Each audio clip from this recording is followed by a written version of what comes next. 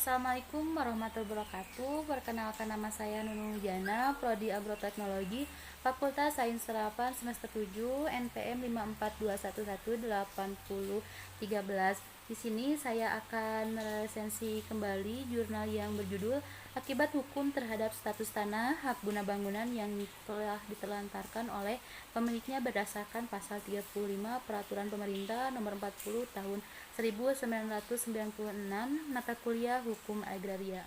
Penelantaran tanah menjadi suatu perbuatan yang salah karena adanya dampak negatif yang akan ditimbulkan, yaitu semakin meningkatnya kesenjangan sosial akibat belum terlaksananya pembangunan ataupun penggunaan tanah tersebut sesuai dengan peruntukannya.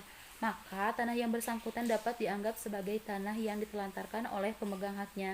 Juga terdapat perbedaan antara tanah telantar dengan tanah yang diindikasikan telantar menurut Ari S. Hutagalung tahun 2006 nomor 39.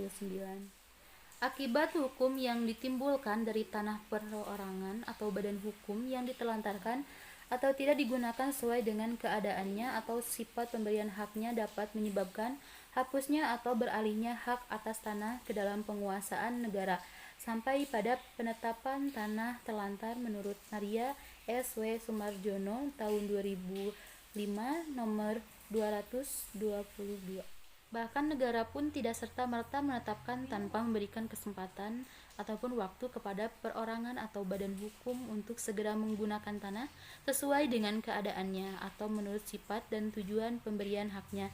Dalam hal ini, perorangan ataupun badan hukum yang bersangkutan diberikan kesempatan kepada pemegang hak atau pihak yang telah memperoleh dasar penguasaan atas tanah yang bersangkutan dalam waktu 3 bulan dengan adanya peringatan 1 sampai dengan peringatan 3. Hal ini sesuai dengan Peraturan Pemerintah Nomor 11 Tahun 2010 tentang penertiban dan pendayagunaan tanah terlantar. Kaitan dengan perlindungan hukum terhadap pemilik hak atas tanah yang ditelantarkan, perlu kiranya dipertegas mengenai kriteria tanah terlantar sehingga jelas tanah-tanah mana yang termasuk tanah terlantar yang pada akhirnya akan memberikan jaminan kepastian hukum kepada pemiliknya. Menurut Permatasari Elvira dan kawan-kawan tahun 2018 nomor 1, Fauji Kamal Ismail menyatakan bahwa kriteria tanah terlantar ini dapat ditemukan dengan cara mensistematisasikan unsur-unsur yang ada dalam tanah terlantar, kemudian menyusunnya dalam struktur hukum tanah nasional menurut Fauji Kamal Ismail tahun 2013 nomor 2. Menurut Irawan Surojo, dalam setiap kasus tanah posisi rakyat selalu lemah. Sejumlah kasus menunjukkan rakyat biasanya tidak memiliki dokumen legal seperti sertifikat. Jika dengan dokumen legal seperti sertifikat pun terkadang belum bisa membuktikan kepemilikan secara sah terhadap tanahnya, apalagi hanya dengan mengandalkan aspek historis semata, tentu akan jauh lebih sulit untuk mendapatkan pengakuan. Kenyataannya tentu menyebabkan tanah tersebut dalam posisi yang tidak jelas penguasaannya, yang seharusnya tanah ini dikuasai oleh negara, akan tetapi pada kenyataannya diduduki oleh masyarakat yang tanpa alas hak yang sah. Menurut Muhammad Ilham Arisaputra tahun 2015 nomor 20, kewajiban pemegang hak tidak hanya memanfaatkan tanah tetapi juga memperhatikan jangka waktu yang telah ditentukan berakhir. Negara dapat memberikan tanah kepada seorang ataupun kepada badan hukum dengan sesuatu hak menurut peruntukan dan keperluannya.